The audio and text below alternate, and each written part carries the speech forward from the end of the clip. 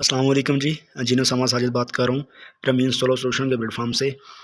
आज हम बात करेंगे जो इलेक्ट्रिकल में मैनुअल चेंज ओवर्स होते हैं वो कैसे काम करते हैं, इसके कनेक्शन और कितनी किस्म के चेंज ओवर्स होते हैं। अब हम बात करते हैं हम चेंज ओवर को इस्तेमाल क्यों करते हैं। जब हमने घर में 2 मीटर लगाए हुए हों या घर में वापडा के साथ हमें जनरेटर भी यूज़ करना हो या घर में हमने वापडा के साथ सोलर को यूज़ करना हो, तो इसके लिए हम चेंज ओवर यूज़ करते हैं। मिसाल के तौर पर अगर हमारे पास 2 मीटर हैं, तो दोनों मीटरों की जो इनपुट है हम इस चेंज ओवर के अंदर दे देंगे। यहाँ से जो आउटपुट है वो हम लोड को दे देंगे, यानी घर को दे देंगे। जब हम इसको एक पोजीशन में करेंगे तो हमारा 1 मीटर चलेगा। जब इसको सेंटर में हो जाएगा तो दोनों मीटर हमारे ज़ीरो यानी बंद हो जाएंगे। जब हम 2 कंडीशन पे करेंगे, 2 नंबर पे करेंगे, तो हमारा दूसरा मीटर या दूसरा लोड चल जाएगा, जो दूसरी इनपुट है वहाँ से लोड चल जाएगा। इसी तरह अगर हमने इसको वापडा और जनरेटर को चलाना है, तो हम जो है जनरेटर की इनपुट और वापडा की इनपुट इसके अंदर दे देंगे। तो जब हम 1 नंबर पे करेंगे तो वापडा या जनरेटर में से 1 मीटर सेलेक्ट होगा। इसी तरह हम जब हम इसको 2 नंबर पर करेंगे तो जो हमने दूसरे पॉइंट पे जो भी इनपुट दी होगी वो चल जाएगी। इसी तरह अगर हम सोलर के लिए यूज़ करते हैं, तो आजकल जो सोलर में जो चेंज ओवर यूज़ हो रहे हैं, बेसिकली उनका इस्तेमाल ये है कि जैसे कि 1 नंबर पे हम सोलर रखा हुआ है, तो 2 नंबर पे हम इसको बाईपास का ऑप्शन रखते हैं कि अगर फ़र्ज़ करें हमारा इन्वर्टर जो ख़राब हो गया है, तो इनपुट नहीं दे रहा, आउटपुट नहीं दे रहा, तो हमारे पास एक ऑप्शन हो कि हम इस लोड को बाईपास 2 नंबर करके बाईपास कर दें और हमारी जो घर की सप्लाई है वो रवां रहे। तो हम इसकी जो अक़साम या टाइप्स के बारे में बात करें, तो ये हमारे पास एक रोटरी टाइप चेंज ओवर्स है, और ये हमारे पास एक ब्रेकर टाइप चेंज ओवर है, ये हमारे पास एक एमटीएस चेंज ओवर है। तो सबके अपना-अपना जो है काम करने का तरीक़ाकार तो सबका सेम ही है, लेकिन कनेक्शन करने के लिहाज से और जो आउटपुट एम्पेयर रेटिंग के हिसाब से सब मुख्तलिफ हैं, वर्किंग कंडीशन भी सबकी मुख्तलिफ है। तो जैसे ये रोटरी चेंज ओवर है, ये इनकी 3 हालतें हैं, 1, 0 और 2। इसके बाद हमारे पास ये ब्रेकर टाइप चेंज ओवर है, इसकी भी 3 हालतें हैं, सेंटर में, ऊपर, सेंटर में, नीचे। इसकी भी 3 हालतें हैं, इसे हम ब्रेकर टाइप चेंज ओवर कहते हैं। ये हमारे पास एक थॉमसन का 63 एम्पेयर का चेंज ओवर है। इसके बाद ये हमारे पास एक डबल ब्रेकर जो है चेंज ओवर है, जिसे हम एमटीएस कहते हैं। ये दोनों ब्रेकर इंटरलॉकिंग के ज़रिए आपस में जुड़े हुए होते हैं। तो इसमें जो है इंटरलॉकिंग ऐसे होती है कि एक वक्त में एक ब्रेकर ऑन होता है, उसी दौरान अगर दूसरा ब्रेकर हम ऑन करें तो ऑटोमेटिकली ही जो पहला ब्रेकर है वो ऑटोमेटिकली नीचे हो जाएगा, यानी बंद हो जाएगा। दोनों ब्रेकर बर वक्त इकट्ठे ऑन नहीं हो सकते, इसलिए इसे इंटरलॉकिंग भी कह सकते हैं। तो इस चेंज ओवर में डबल ब्रेकर इस्तेमाल किया जाता है और इसकी रेटिंग जो है 63 एम्पेयर होती है। हम स्टार्ट कर रहे हैं इन चेंज ओवर्स की कनेक्शन करने का जो है तरीका।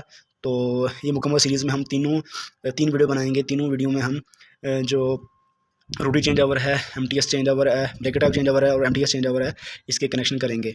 तो आज इस वीडियो में हम जो है ब्रेकर टाइप चेंज ओवर के बारे में जानेंगे। ये आज का सबसे मकबूल डिवाइस है ब्रेकर टाइप चेंज ओवर। ये है हमारे पास एक थॉमसन का 63 एम्पेयर का ब्रेकर टाइप चेंज ओवर। अब हम इसके मुकम्मल कनेक्शन करते हैं और इसकी जो वर्किंग कंडीशन है वो आपको समझाते हैं। तो इसकी भी 3 हालतें हैं, 0, 1, 0, 2।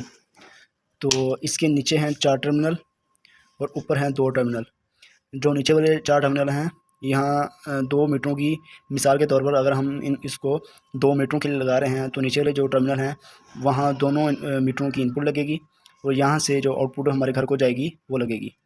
तो आप देख सकते हैं इसके 4 टर्मिनल हैं। तो इसका 2 नंबर टर्मिनल और 6 नंबर जो टर्मिनल है वो होगा 1 मीटर की इनपुट। आप देख सकते हैं 2 नंबर टर्मिनल और 6 नंबर टर्मिनल 1 मीटर की इनपुट होगी। इसी तरह जो हमारा 4 नंबर टर्मिनल और 8 नंबर टर्मिनल है, ये दूसरे मीटर की इनपुट होगी। आप देख सकते हैं ये नीचे वाले अब एक लाइन है, लाइन से जो नीचे वाले दोनों टर्मिनल हैं ये एक इनपुट है और लाइन से दो ऊपर वाले जो टर्मिनल हैं ये दूसरी इनपुट है, या दूसरे मीटर की इनपुट कहते हैं आप, दूसरे मीटर की इनपुट है।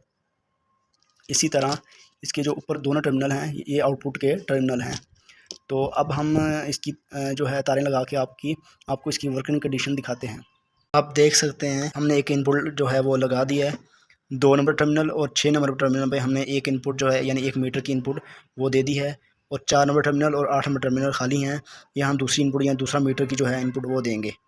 तो अब हम दूसरे मीटर की इनपुट है वो भी दे लेते हैं। आप देख सकते हैं कि हमने दूसरे मीटर की इनपुट है वो भी लगा दी है। 4 नंबर टर्मिनल और 8 नंबर टर्मिनल पे हमने जो है दूसरे मीटर की इनपुट वो दे दी है, और 2 नंबर टर्मिनल और 6 नंबर टर्मिनल पे हमने पहले मीटर की इनपुट दे दी है। इसमें वाज़ेह फ़र्क भी होगा।